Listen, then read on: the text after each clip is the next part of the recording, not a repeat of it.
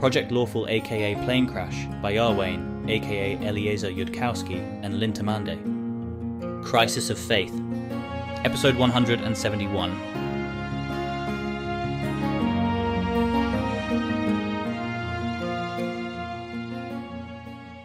Suppose there was a maximum buyout price, or you checked what people said under Abadar's Fairness for Rich Families that wanted to make a case for greater investments being justly due repayment. Well, that seems reasonable to her. Rather cold and economical, but that's the church for you. And it's usually right, too. Or actually, to maybe simplify, what if the rules about girl children leaving to start and own their own businesses were the same as for boy children? Is there anything different about the two cases? Well, girls marry at 19 usually, and no boy child is in a position to leave and start his own business at 19. So whenever Keltham has tried to make a case like this to other Osirians who are allowed to have their own money, such as, for example, a palace concubine, or a man, they've usually had some elaborate, clever reason why there just can't be any exceptions to the rules for anybody, or women, will end up making bad decisions and then starving. Also why it would be a terrible, terrible thing if women and men had some sort of symmetrical rules along the lines of agree to there being a single person controlling household finances, who is not necessarily the man, or boys and girls follow the same rules about when they're allowed to leave their families and own their own stuff. Can she predict what those people are likely to say when Keltham presents this proposal to them about a maximum buyout price for girls and boys alike? And can she say in advance why it'll be wrong, and what errors in reasoning the other person will be making to cause them to say this wrong thing? Well, the priests of Abadar are much wiser than her, and if they think it's a bad plan, then it probably is. She doesn't think they particularly pick the palace concubines for being wise. Wait, what sort of target is Osirian's leadership breeding itself towards, such that they wouldn't be selecting concubines on wisdom? Are they going all in on intelligence? That doesn't seem like a good idea at all. Keltham notices confusion here. Well, she doesn't really know anything about that, but she expects they pick girls who are pretty and graceful and well-behaved.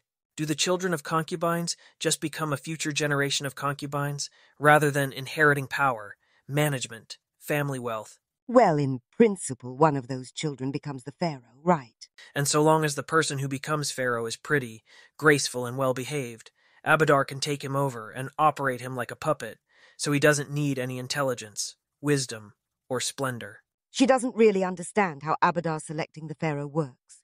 Maybe. Keltham is going to ask Feanar a quick baseline question about this. It's not grimdark, but it's at least grim. No, the pharaoh needs to be very, very sharp. Abadar selects for something more complicated than intelligence, wisdom, and charisma scores, but more of those is certainly better. This does not square up with bringing in hundreds of attractive, compliant women, so you can have very tight selection pressures on breeding attractive, compliant pharaohs. Well, it's a pretty newfangled theory that boys inherit traits from their mothers like that. But if they do, it should work out all right. We've got an application process these days to make sure the pharaoh's wives are very smart and capable. The girl you spoke to, Zakia, is one of the girls Kadira gives us, though. So she got picked through whatever process Kadira uses, or whatever process they used 20 years ago, and I don't know what that is. Attractive, compliant women probably isn't far off. I picked my wife because she was the smartest person I'd ever met. And Marenre picked the same way, so probably if that's what Abadar wants, he'll select from that branch of the family tree. Did this newfangled theory, which happens to be absolutely correct, children get half of their chromosomes, heredity packages, from each parent. And I'll show Osirian how to look at the 46 chromosomes by casting the major image of an optical microscope, light-based tool that makes small things look bigger. Did this theory by any chance show up in Golarion shortly after prophecy was shattered, and the never-human gods could manage events less tightly? Oh, I think it's more recent than that. There's a fellow in Jalmaray who publishes essays about animal breeding, and pretty recently he got on a tear about how he takes issue with the popular theory that boys inherit from their fathers and girls from their mothers. It's not a theory without any logic behind it. If a man balds early, his sons will too, and his daughters won't. If a woman has difficult childbirths, her daughters will too, but her daughters-in-law, not so much. If a man bleeds easily and can't heal, his sons will usually be all right for some reason, but his grandsons will be like him. The girls will be fine. Chromosomes are paired. One of the 23 pairs determines sex. 2 X chromosomes is female, and 1 X, 1 Y is male. Bleeding easily would be carried on an X chromosome, but suppressed by the other X chromosome of the pair if there's 2 X's, and express itself when there's 1 X and 1 Y, so it'll skip his sons and their sons and show up in half the daughter's grandsons. I'll explain this later, but it's not complicated once you know what's going on and can see it under a microscope. Huh. Well, anyway, people sometimes study this sort of thing and come up with all kinds of results when they do. The church has mostly focused on there being lots of potential heirs for Abadar to choose between, figuring if there are hundreds, then whatever's going on with heredity, Abadar will have good choices to work with. There's seriously better ways once you have any idea what the ass you're doing, but I should be dumping this all out in front of people who can write it down and spread it. At least that sounds like Abadar is being just as hampered as the other gods, by whatever the ass they're collectively doing, and doesn't get any exceptions when it's hurting his own interests. Back to the senior woman. Sorry, was just checking how the concubines thing actually works, and apparently this pharaoh was the son of that one sane guy who selected the smartest woman he could find to be his wife, instead of all the hundreds of compliant, graceful ones that got dragged in for apparently no reason. Which sounds like people are being silly and inefficient, and you might possibly want to decrease how much confidence you place in the existing management, having a great idea of what they're doing, when it comes to matters of men and women particularly.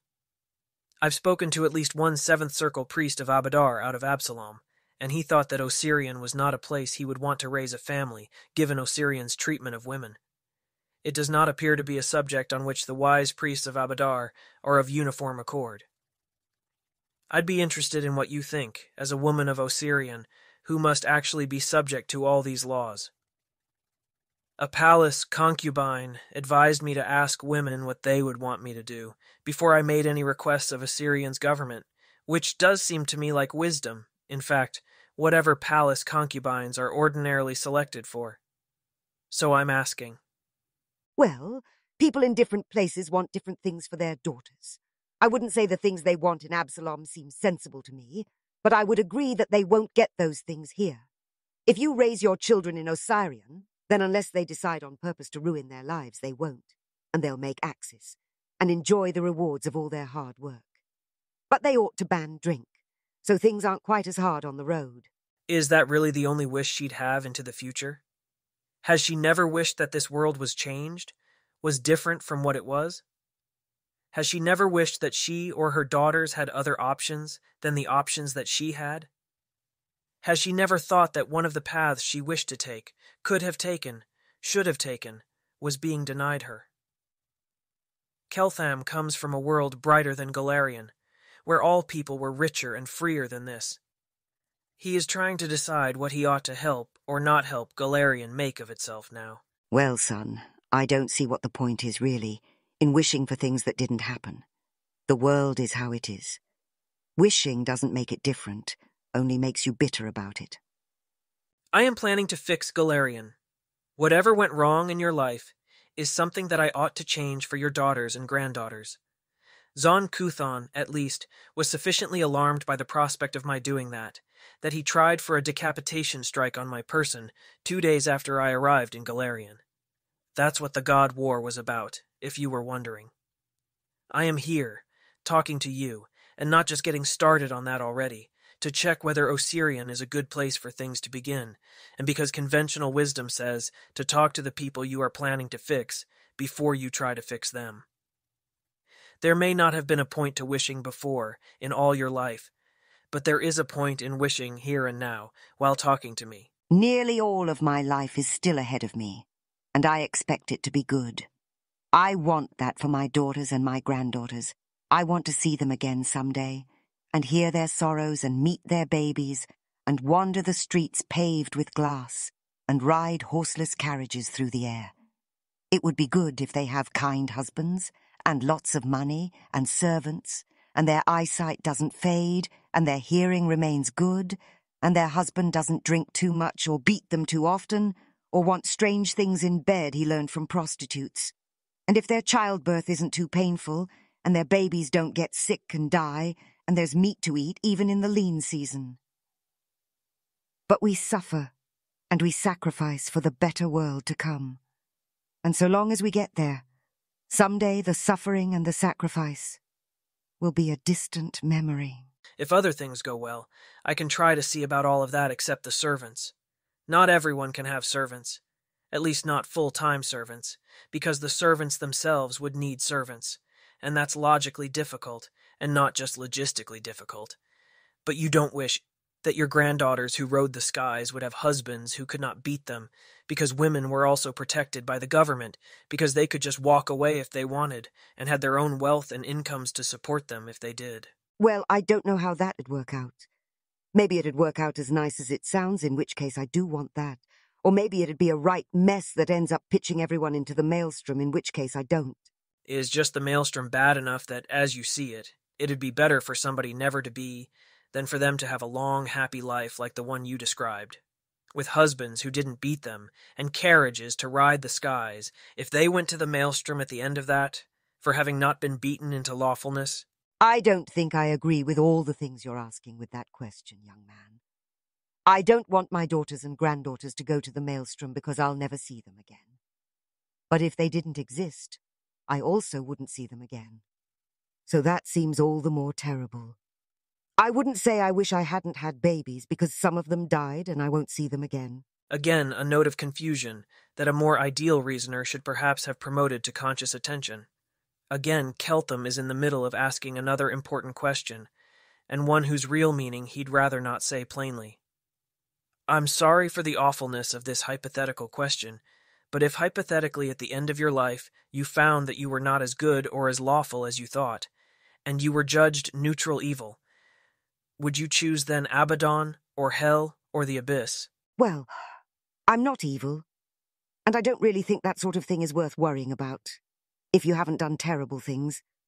And anyway, I don't really know very much about the evil afterlives, so I couldn't say. Sounds a bit like people would rather not think about it.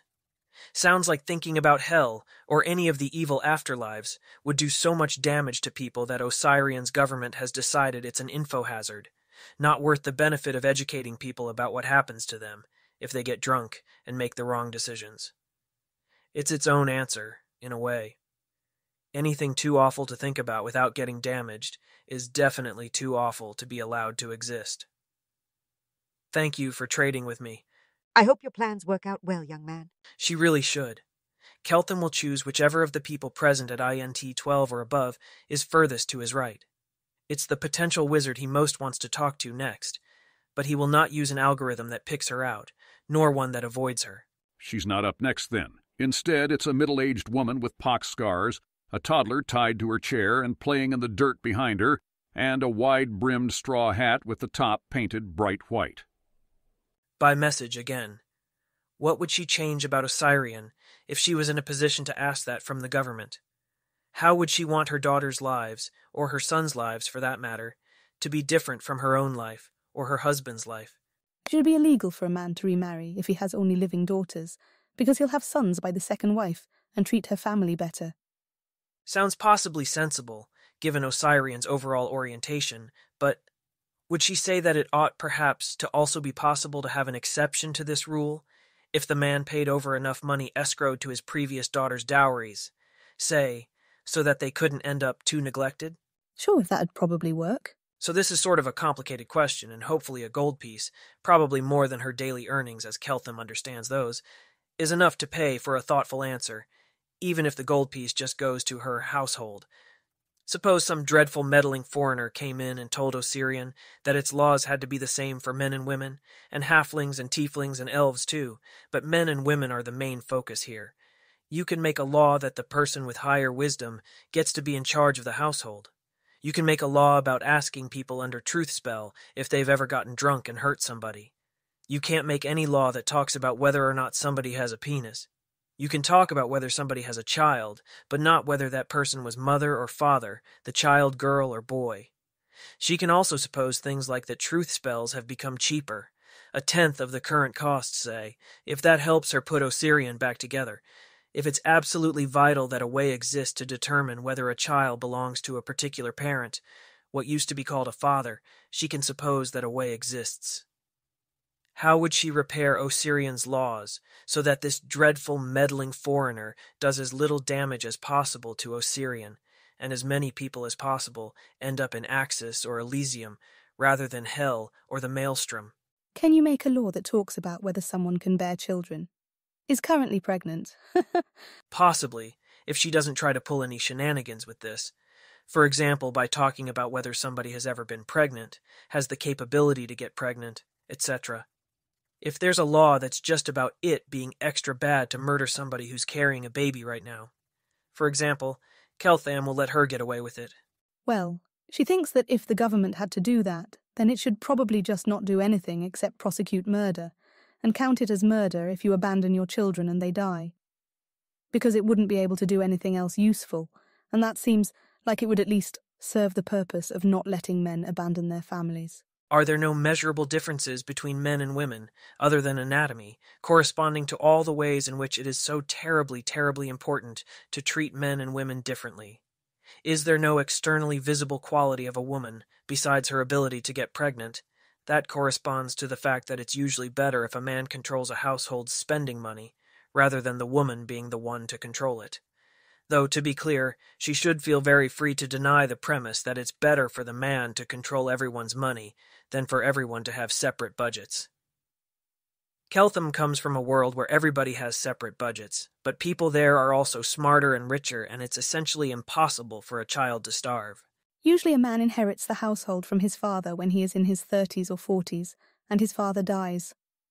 His wife married into the household somewhat recently, and doesn't know nearly as much about it because of how she didn't grow up in it. You could maybe make a rule that the person who currently controls the household picks their successor? Sure, that's how it works where Keltham is from. The person who owns something gets to pick the person who inherits it. Though if it's something divisible like money, they usually give some of it to charity, and not just their kids. What else goes wrong, now that the law can't distinguish men and women? Well, probably all the things that generally go wrong when you don't have a government. Preventing theft doesn't seem like something that needs to distinguish men and women. Well, the government doesn't do that, really. Okay, so what does go wrong when you don't have a government, if you don't need a government for preventing thefts? She doesn't really know. Probably other countries invade you, and sometimes there are blood feuds, and you don't get any aqueducts or nice things like that. None of this appears to depend on legally treating men and women in any way differently? You can't have an army if you're not allowed to do conscription. She supposes they could conscript all the women, but then everything would be completely horrible, probably worse than having no army. Test people on combat ability, truth spell them to see if they were sandbagging it. Assuming you can't just pay people enough to have an army that way, but that is a separate topic Keltham is concerned about. Or maybe there's a detect strength spell that goes with Bull's strength, the way there's a detect thought spell that corresponds to Fox's cunning, some way to detect strength and not just augment it. Strength is an externally visible and measurable quality that determines who you want in your army. You don't need to go by the presence of penises. That's an example of the sort of idea Keltham was talking about when he asked how to put a country back together. After you stopped being able to measure people's sex and treat them differently based on that. He's particularly interested in what externally visible or measurable qualities of women make them supposedly unable to own property without everybody ending up in the maelstrom, or which qualities enable men to own things when women allegedly shouldn't. Maybe people could measure that as a qualification test of property ownership instead of penis presence. But then strong women would be forced to join the army, which seems terrible. Yes, it is. But how is it more terrible than strong men being forced to join an army for less than their self-set wage for that? Because they'll never be able to get married or have a normal life, whereas after the levy's dispersed, the men will be completely fine. Why will they never be able to get married or have a normal life after the levy's dispersed? Because no man would marry a woman who was in the army and around lots of men. This conversation might work better if it weren't over message and she could say longer things. He's fine with that, if she's willing to speak aloud and doesn't wish to guard her own privacy.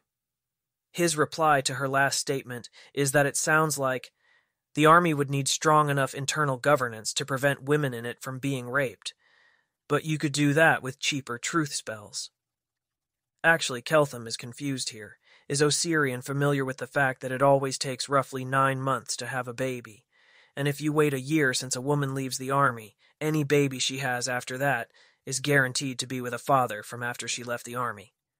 There's animals where the females take in male seed and retain it their whole lives, but humans are not one of those animals. Is that misunderstanding possibly the root of Osirian's entire thing here? No, they know that, but a woman who has had sex before is much less desirable as a wife, less likely to be faithful, and also just worse. Why would you want something used when you could have something new? And a woman who has spent a year in an army, around lots of men, washing around men, living around men, is just going to come back different and no one's going to want to marry her. It seems to her that... So men and women are very different in lots of ways. Some women are strong, but most men are stronger. Some women are tall, but mostly men are taller. Some women can fight, but even in Avistan adventurers are mostly men, because men have more of the nature for it.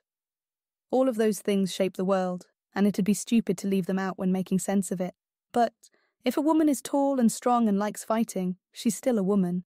It'd be awfully horrible to her to make laws that only reference tallness and strongness because they're easy to measure, and that count her as a man, and ruin her life on that account. Yes, it is indeed an awful meddling foreigner that they are discussing, and perhaps Osirian would be better off if he just solved some of their bigger problems and then left without trying to help them any more than that. But if that awful meddling foreigner told Osirian's government that they had no choice but to make symmetrical laws treating men and women, with respect to who has control of a household or who can have incomes, how then would she minimize the harm done? What's the next best alternative, from her perspective, to laws that treat men and women as the hugely different creatures they are, with respect to owning things?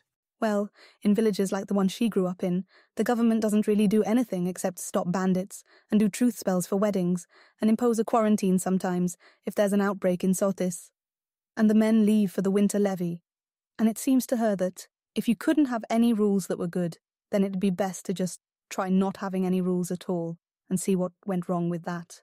So the government could keep on stopping bandits and doing truth spells for weddings and imposing a quarantine and stop it with the levy, and maybe that'd work out. Keltham can think of more probing questions to ask here, but he's also getting the impression that, measured NT12 or no, this person is lower thinkumph than the NT10 vendor, who asked why Keltham looked human-shaped if he wasn't from Galarion. Thanks for trading. Next in line, INT14 potential wizard girl whose name Keltham has of course already forgot, although this time he needs to remember it for all seeing eye wizard lessons purposes. Message: he's Keltham, out of Dath Ilan, and if somebody needed to find him alone out of all the Dath Ilani named Keltham, his birth order number would be these 10 digits. He's that number of person born in Dath Ilan since the world started counting. Herself? She's Myrna. And if you needed to find her alone, out of all the people in the world, she's not really sure what you'd do. If you wanted to get a letter to her, in Axis, once she'd died, you'd say Myrna, who was married to Gamal, and lived south of the market in Sothis, and probably run into a false start or two. The numbers are clever. Yeah, very clever if you come from a planet which otherwise has planet-wide instant communications and can easily have a central count that goes up by 1 every time a doctor clicks a button about a newborn baby having its umbilical cord cut after it starts breathing. Keltham wouldn't really blame Galarion on this one. He'll go Prestidigitate, Myrna, and husband Gamal onto the interior of his wrist jacket so he doesn't forget. Keltham is planning to help Osirian a lot, enough to let it face down Cheliax, to repair past mistakes he's made and because of a debt he owes to Abadar. He doesn't want to make the world worse in the course of doing that, and there's also the question of whether he should help Osirian a lot more than that minimum. Countries like Cheliax and Absalom in Avestan, which continent underwent a different development history, where a lot of men died out in wars and there was more competition among women for the remaining men. Cheliax and Absalom both allow men and women alike to have their own incomes and own their own property. Or so Keltham understands it. Keltham's home planet of Dath Ilan didn't treat men and women any differently in this regard, and would have regarded it as a very grave wrong. akin to enslaving somebody, to not let them own their own property and hold for themselves what money they had earned, whether they were men or women, or children old enough to earn money. Keltham, when he arrived into Golarion and called out to a god of honesty and fair treatment, who turned out to be Abadar, would not have thought that a god of fair trading would have countenanced women being treated as Osirion treats them. And a seventh circle priest of Abadar out of Absalom, whom Keltham spoke to, didn't seem to feel much differently. If Osirion increases in power and spreads its own culture across the world, a culture in which women are, as Keltham's world would see it, halfway enslaved, it is something Keltham would have thought a grave wrong to do to Golarion, in the course of an outsider trying to help it. It's not nearly as grave a wrong as Cheliax spreading its culture and sending more people to hell, and Keltham is indebted and obligated to help the non-evil societies of the world at least enough to stop that whatever the cost. But if Keltham is to give Osirion more help than that, would she, Myrna, a woman of Osirion, who wasn't allowed by Osirion to follow her own path, if she had to pass judgment on Osirion, what would she tell Keltham should be their fate? Or how would Myrna say that Osirion must change how it will treat her daughters and granddaughters, if Osirion is to be made greater and more powerful than this, and given a louder voice in shaping Golarion's future? I don't actually know if Osirion does want to spread the Osirian way of doing things. I don't think that'd work. The way they talk about it in church is... There's two balancing points.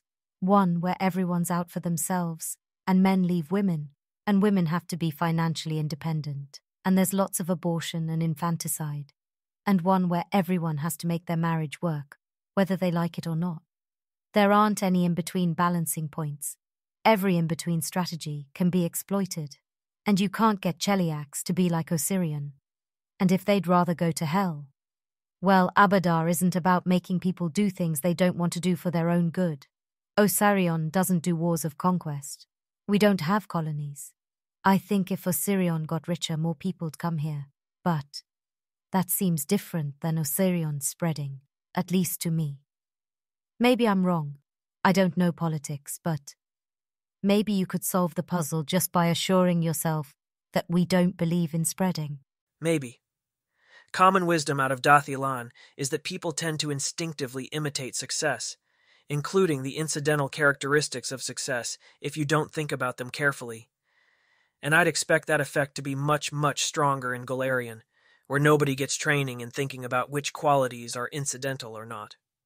Some people in my world would say that the solution is to make travel cheaper, and then let all the women in Osirion who don't want to be there leave for Absalom. Let the men compete over the fewer and fewer women who would remain, if women saw their sisters who left looking more instinctively what a person feels is successful. It's just the way people talk about other people, including themselves. It seems like this remedy, that would be the first thought in my own world's mind. That was my first thought when I heard about Osirion. It doesn't make sense. In a place where women will marry terrible husbands because their shirt has a ruffle, or men will drink alcohol, even though that makes them violent and stupid, and people in Cheliax say they want to go to hell.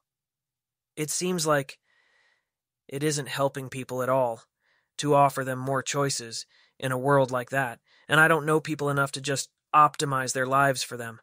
I don't want to do that, to be that sort of dangerously good person, if it's not just evil, that I don't want to. What do I do, Myrna? Well, sir, I don't know why you're asking me, but I think, Axis is pretty good.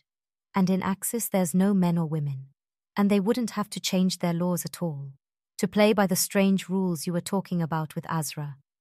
And Osirion getting richer means Osirion getting more like Axis.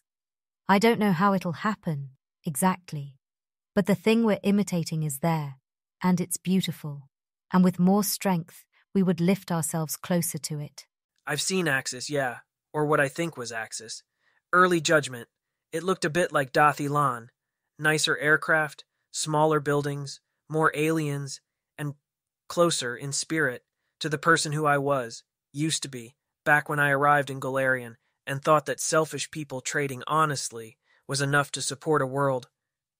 Keltham realizes he's possibly about to burst into tears and cuts off that line of thinking before his eyes can do more than slightly water. But something like that has to begin with people in this world making their own choices about where to go, about what they want. What would you like Osirion to become, as it became richer? How would you have it move towards Axis, step by step? Oh, well, once we're a bit richer, we can send girls to school as well as boys. Then they can read and do figures, and they'll make more money probably. And if they're making more money, they can hold out for better marriages. Or not get married, I suppose, if they aren't suited to it, without being burdens on their families. And maybe we can hire more city guards, so the streets are safe for women at night. I'm sure in Axis the streets are safe for women at night. Someone else chimes in. You could have a cleric on hand for every childbirth, so women didn't die of it. You could have it easier for a newlywed couple to go off and set up their own household if they weren't getting along with the husband's parents, if rents weren't so high and men weren't in debt from apprenticeships. You could have minimums for marriage jewellery, or require husbands to add to it every year. Or let a woman add her own income to her marriage jewellery if she wanted. Maybe only if she could convince the church she wasn't just being selfish. Is there ever a point where it would make sense in Abadar's country for women to just trade freely, own their own things, trade their own work for things that they owned? Is there an amount of wealth that would clearly be enough for that? And what amount? And how? And why? Or should all the women who want that just be offered a ticket to Absalom once it's affordable, and that's the most you can do for them? Are you asking about unmarried women, Myrna says? Or married ones? Or widowed ones? Or all of those? In my homeworld, it would have been people. Anybody who could pass a competence test about understanding what money was, how it was used, the fact that if you spent money now, that meant you didn't have it to spend later, and only very, very disabled people wouldn't have been able to pass that test by age 13. I passed it at age 7. Well, if I take this gold coin and I go and buy something with it, no one's going to say she's a woman. She's not allowed to be spending money. But it'd be selfish of me to spend it all on a silk shawl or something. If my husband earned a gold coin somehow, he'd take it home and show me and show his mother, and we'd all decide together what to do with it. And since that's what my husband do, that's what I'd do. And I know we fall short of comprehending Abadar all the time, but I don't see where he'd see us in error there. It's the part where somebody who wants out of the system to just be themselves and earn their own money and spend their own money is not allowed to do that, especially if they're a woman. If that part was misrepresented to me, then I've been worrying over nothing. Well, if she's a spellcaster or something and can support herself, then she can get declared the head of her household. I am imagining myself in the shoes of a girl growing up inside this system, and not, for example, being able to assemble the 50 gold pieces required to get started on spellcraft lessons, or nobody giving me a loan for that, even if I detect as having 14 intelligence. Or maybe I only detect as 13 intelligence and can't be a wizard, but my husband only has 12 intelligence, so why should he keep all the money I earn? I do not get the impression that there are banks with offices in the port cities offering to make loans to any woman who wants to take herself to Absalom. It does not seem to me that in practice this system has been reasonably set up to let people who understand money and want to make and keep their money just do that. It is set up very nicely if you want to be a boy who lives with his parents until he's 25 and done with his carpenter apprenticeship, and then find a wife so he can own his own business and his wife and all of the income that she makes, and dispense however much of that to her he finds convenient. It is not set up to be a girl who wants to be treated as owning herself. People can be owned, can be treated like this, can be hit by their husbands even, if that's what they want. The system needs to be set up to handle the exceptions who don't want that, or the system does not, in my eyes, have a right to exist for the sake of those people who do want it, even if they are a majority. They will listen attentively, looking confused. For maybe all of this is meaningless because people in Golarion don't think like that, and my own system needs to be set up to handle that exception. So what is Abadar even doing here then? How are there enough people to pray to him to become clerics. What to you is Abadar, if not the god of voluntary coordination? In Osirian, women are slaves to men. In Cheliax, both men and women are slaves to the government. They both quite approve of men hitting women under the right circumstances, and the right circumstances are not that the woman chose it. I had hoped, that Abadar was something more different from Asmodeus than a difference of who owns who. We're not slaves, Myrna says. I don't know what point you think you're making, saying that, but it's not true.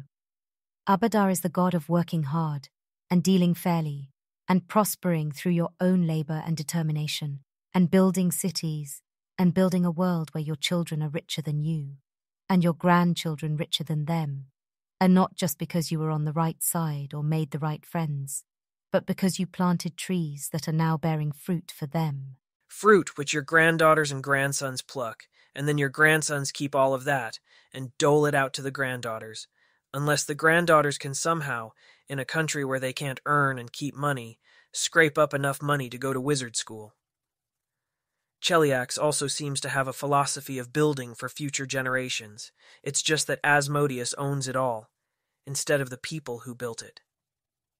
Do you see the symmetry here? The god of prospering through your own labor and determination should not be like the same god as the god of your husband prospering through your own labor and determination.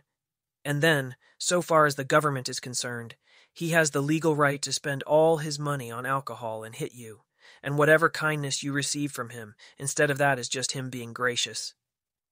I don't even understand how these men aren't ending up in hell, and maybe I should, while I'm still a fifth circle cleric, be trying to scry one of them to see which afterlife they actually went to.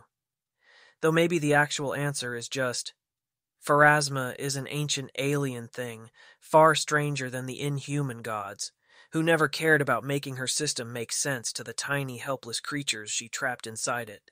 I mean, bad husbands sometimes go to hell, which is why the church spends so much time warning men not to be bad husbands.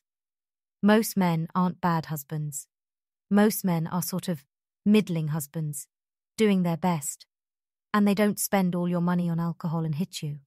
And, I mean, if you'd be better off without your husband around, and you moved in with your parents or out on your own or something, it's not like anyone'd make you move back in with him. Make sure he could see his children, yes, but not you, if you've decided you want nothing to do with him. It's just that even most women with drunk husbands don't do that, because it'd be worse. Or because they worry about the children, one of the other women objects. I'd probably have gone to my parents when Hatim was being an ass, if I wasn't worried for the baby. I don't think he's going to go to hell, though. He never did anything really bad. I don't understand, but for whatever it's worth, I am listening and learning, even if the main thing I am learning is that this world may not be something that I belong in, enough to help it. Maybe Abadar doesn't think any differently, since he must be more alien still, and is looking at this mess in equal horror, thinking that all he can do is try to help you become richer until you find your own way. I only wish that I had confidence that you would find your way, and not, as a people, choose to do the civilizational equivalent of drinking more alcohol when you became richer. I think being rich, it's not quite that being rich just is being free, but it's pretty close. Everyone in Axis is freer than anyone but a king here. And if we get that rich, then no one will put up with anything a king wouldn't put up with.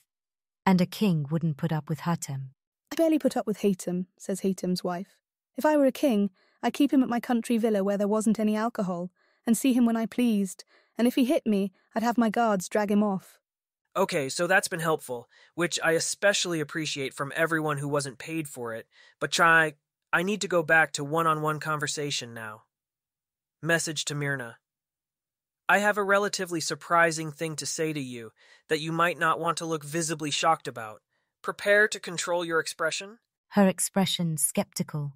Your intelligence is at least 14, which I've heard is considered the threshold for where it's worth trying to become a wizard. I asked the elder adult here what to do about that, if I wanted to do something about that. She thought I should give the Temple of the All-Seeing Eye 50 gold pieces to pay for initial wizard lessons, and an additional gold to have somebody, I think maybe your neighbor, watch your children. If I did that, and you did successfully become a wizard, I'd want you to pay that on to 3 other women, in time, when and if you'd earned, say, at least 1,000 GP total of your own from being a wizard, and ask those 3 for that same promise. Is that something you'd want? Well, sir, I'll have to talk to my husband, but I'd expect we'd want that, if you think I can do it. Do I have to repay you if it turns out I can't?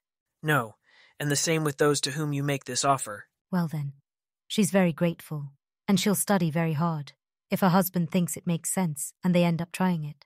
He'll be visiting the Temple of the All-Seeing Eye later today, if nothing goes wrong, and he'll set it up then.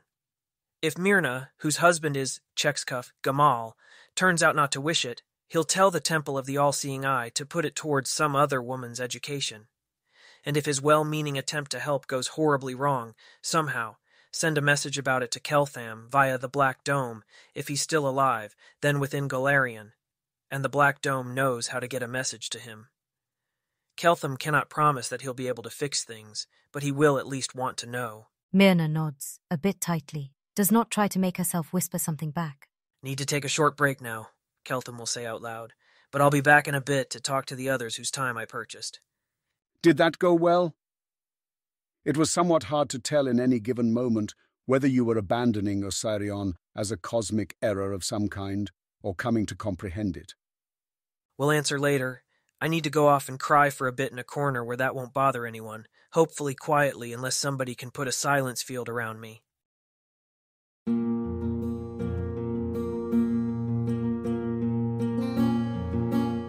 If you wish to support this AI reading and others like it, please visit patreon.com/AskWhoCastsAI. Any help is appreciated. And thank you to executive producer John Doe 7776059.